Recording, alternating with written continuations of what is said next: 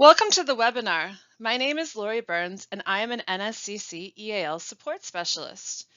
In this webinar, we will be talking about classroom listening strategies, and at the end of the webinar, there will be some resources that will help you improve these skills. Let's get started.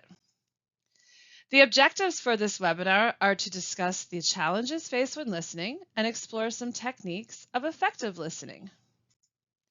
When we communicate, we share information with someone else.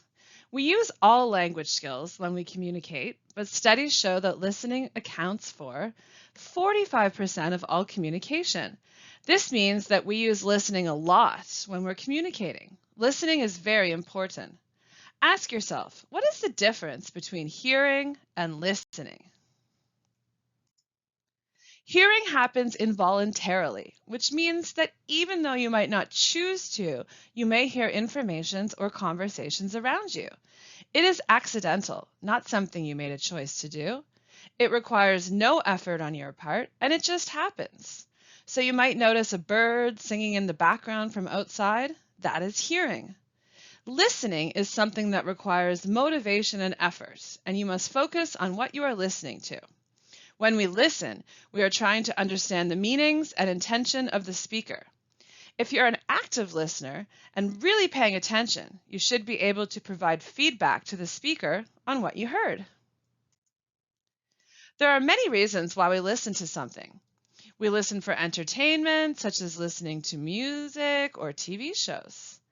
We listen to get information in class, in a work meeting, or on the news. We listen to try to understand information. We listen for enjoyment, like at a concert or a movie, and we listen to learn through webinars, podcasts, or in class. What is your favorite reason to listen? There can be many reasons that listening is challenging. Sometimes people speak very fast. There can be a lot of background noise that makes it difficult to focus. There can be a lack of visual clues, like nodding or smiling when speaking on the telephone.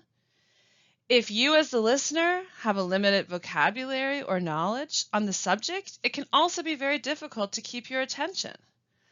A lot of speakers use reduced speech. Reduced speech is when words or sounds are combined.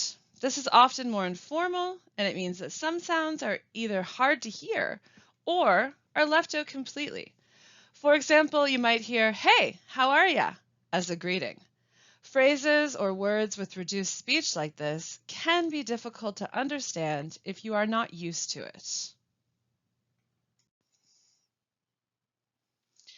There are some things you can do to help you understand what you hear during a class or lecture.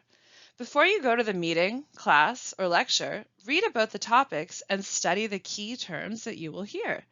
This will make it easier to recognize them. Try to think of questions you want to be answered as well, and see if you can listen for the answers during the meeting, class, or lecture.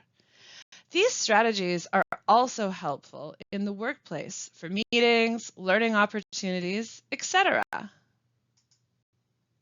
The lesson, try to find the main idea. Pay attention to the special language of signposts. More on this later. And be aware of digressions. A digression is when someone moves away from the main topic with information that is not as relevant or is on a different topic. You should also take notes on the main ideas and write down any questions you have. If you don't hear answers to your questions during the lesson, make sure you ask. Lesson is over, review your notes and see if you can improve them. Can you add any more details? You could discuss your notes and compare with others in your class. Make sure the questions you had are answered. Try to answer them yourself, and if you can't, ask for support from other students or your faculty. RASA is a system that can help your listening skills. Let's take a look at what this means. First, the R is connected to how you receive the listening. This means paying attention and focusing on the speaker. A means appreciating the listener. This can be done by making gestures like nodding and smiling, and noises like to show that you're listening. S refers to summarizing. You should try to tell the speaker what they have told you to confirm your understanding. And finally, the last A means to ask questions, if you have any, after listening. When speaking, people will use language signposts that help you understand what information is coming next. They will also use time sequence signals like first, next, also, finally, in conclusion, etc. These tell you about the order of information or a process.